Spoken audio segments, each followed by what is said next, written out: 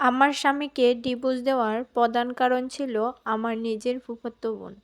আমার ফুফুর দ্বিতীয় বিয়ের পর আমার ফুফাতো বোন আমাদের বাড়িতেই থাকে। যেহেতু আমার কোনো ছোট বোন নেই, তাই তাকে আমার বোনের মতোই ভালোবাসতাম।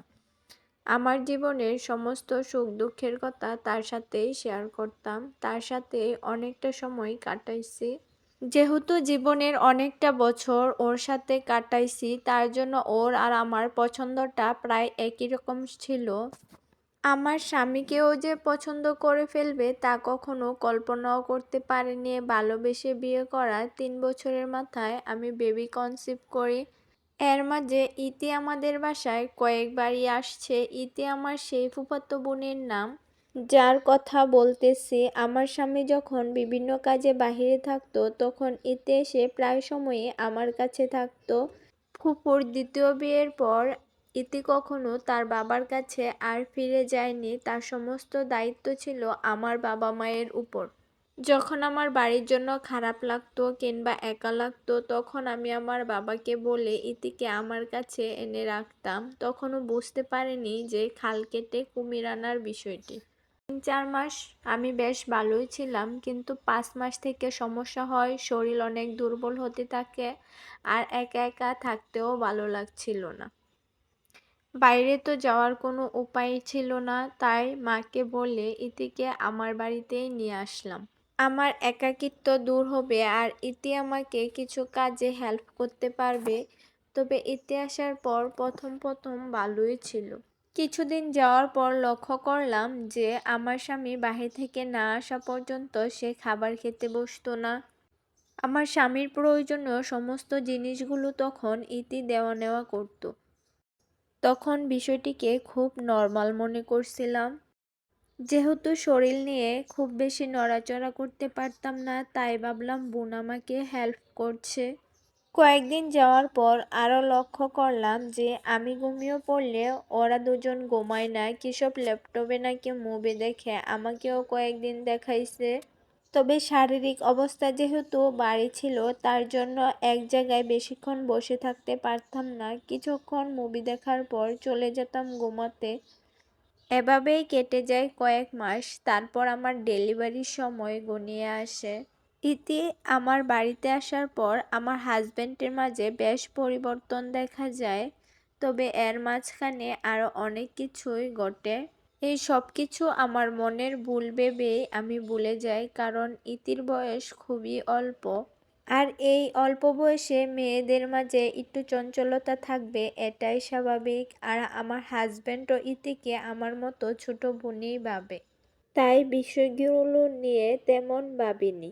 বাবু ডেলিভারি হওয়ার সময় থেকেই দেখতাম ইতি আমার সাথে ভীষণ বাজে ব্যবহার করে। ইতির কাছে কোনো বিষয় সম্পর্কে জানতে চাইলে বা কিছু চাইলে ইতি আমাকে জাড়ি দিয়ে কথা বলে। বাবু হওয়ার পরও সে আমার বাড়িতেই ছিল, তাই আমি ভাবলাম অনেক দিন ধরে এক জায়গায় যেহেতু আছে, তার জন্য সে বিরক্ত হয়ে গেছে। বাবু ডেলিভারি হওয়ার ৪১ দিন হওয়ার আগে তাকে আমি চলে যেতে বললাম আমার বাসা থেকে। তাকে আমি আমার মায়ের সাথে আমাদের বাড়িতে চলে যেতে বললাম, কিন্তু সে বলছে যাবে না, আরও কিছুদিন আমার সাথেই থাকবে। তারপর ভাবলাম কিছুদিন পরে তো আমি নিজেই যাব আমার বাবার বাড়িতে, তখন ওকে নিয়ে একসাথেই যাব। যেমন ভাবনা তেমন কাজ, ওকে আর আমার মায়ের সাথে যেতে হলো না।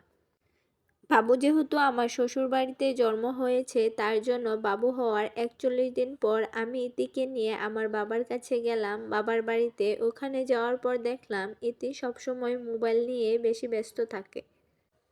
কার সাথে যেন চ্যাটিং করে সারাটা দিন। আর এদিকে আমার স্বামীও আমাকে ইগনোর করছে আর বাবুরও তেমন একটা খোঁজখবর নিচ্ছে না।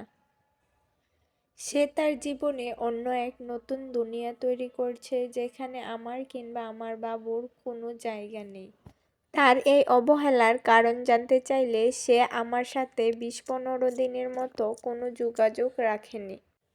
এরপর হঠাৎ করে একদিন বাসায় একটি লেটার আসে, যেটি ছিল আমাকে ডিভোর্স দেওয়ার সরাসরি একটি লেটার। ডিভোর্স পেপার দেখে আমার পায়ের নিচের মাটি সরে যায়। আমার সাথে সংসার করতে চায় না, আর সে আমাদের এই বাবুটিকেও তার কাছে নিতে চায় না। তার জীবনে নতুন কেউ আসছে যে কিনা আমাকে আর আমার সন্তানকে মেনে নিতে চায় না। আমি অথবা বাবু যদি ওই বাড়িতে যাই তাহলে তার নতুন জীবনসঙ্গী তার সাথে আর সম্পর্ক রাখবে না। ডিভোর্স পেপারের সাথে সাথে সই না করে কয়েকদিন সময় নিলাম, আর 1 মাস পর জানতে পারলাম তার সেই নতুন জীবনসঙ্গী হচ্ছে আমার নিজের ফুফাতো বোন, যাকে কিনা আমার বাবা মা ছোট থেকে লালন পালন করেছে, বড় করে তুলেছে, আশ্রয় দিয়েছে, আজ সেই আমার সংসার ভাঙলো। ইতিকে যখন প্রশ্ন করলাম আমার এতে কি দোষ ছিল আর তাদের এই সম্পর্ক কত দিনের, সে তখন আমাকে ওই রাতগুলোর কথা, যখন আমি ঘুমিয়ে থাকতাম তখন ওরা একসাথে বসে মুভি দেখতো ল্যাপটপে, আর তখনই আমি ভাবতে লাগলাম ওই রাতগুলোর কথা যে আমি কাকে বা গড়ে আনলাম, খাল কেটে কুমির আনার মতো অবস্থা। আর মনে মনে ভাবতে থাকলাম ওই দিনগুলোর কথা যখন আমি অনেক কিছু দেখেও আড়াল করে চলে যেতাম। ইতিকে আমি অনেক বুঝিয়েছি আমার সংসার আর স্বামীকে ওর কাছে ভিক্ষা চেয়েছি। আমার সন্তানের ভবিষ্যতের কথা ভেবে ওই ব্যক্তির সাথে থাকতে আমি রাজি হই যে আমাকে ধোঁকা দিয়েছে। আমার স্বামীকে ভুলে যাওয়ার ব্যাপারে ইতি কিছুতেই রাজি হচ্ছিল না, আর নিজেকে তখন অনেক অসহায় মনে হচ্ছিল। অবাকও হচ্ছিলাম যে এমন একটা মানুষকে ভালোবেসে বিয়ে করেছি যে কিনা 3-4 মাসের মধ্যে আমার জায়গাটা অন্য কাউকে দিয়ে দিতে পারে। অবশেষে কয়েক মাস পর আবার ডিভোর্স হয়ে যায় আমার স্বামী আর ইতির একটাই কথা ছিল, আমি যেন আমার বাবার বাড়ি থেকে শ্বশুর বাড়িতে আর ফিরে না যাই। এরপর থেকে আমি আর আমার সন্তান আমার বাবার বাড়িতে থাকি। মাঝে মাঝে ইতির কথা মনে পড়লে খুবই আফসোস হয়, কত আদর করে না ওকে বড় করছিলাম। আমার একাকিত্বকে সে ব্যবহার করেছে, আমাকেই না শেষ পর্যন্ত আমার বাড়ি থেকে তাড়িয়ে দিল। আমার স্বামীকে আমার কাছ থেকে কেড়ে নিল, অসহায় ভেবে যাকে আশ্রয় দিয়েছে আজ সে আমাকে আশ্রয়হীন করে দিল। যত কাছের মানুষই হোক, নিজের স্বামীকে কখনো অন্য কারোর সাথে মিশতে দেওয়া ঠিক না। এই গল্পের সাথে আমার ব্যক্তিগত জীবনের কোনো মিল নেই, তবে এটা ঠিক যে যত কাছের মানুষই হোক, অন্য কোনো মেয়ের সাথে নিজের স্বামীকে মিশতে দেওয়া কিন্তু উচিত না আমাদের। এই গল্প থেকে আমাদের শিক্ষা নেওয়া উচিত। ইদানিং এই বিষয়গুলো সবচেয়ে বেশি দেখা যাচ্ছে। আমার আজকের এই গল্পটি যদি ভালো লেগে থাকে তাহলে অবশ্যই শেয়ার করবেন। আল্লাহ হাফেজ, আসসালামু আলাইকুম।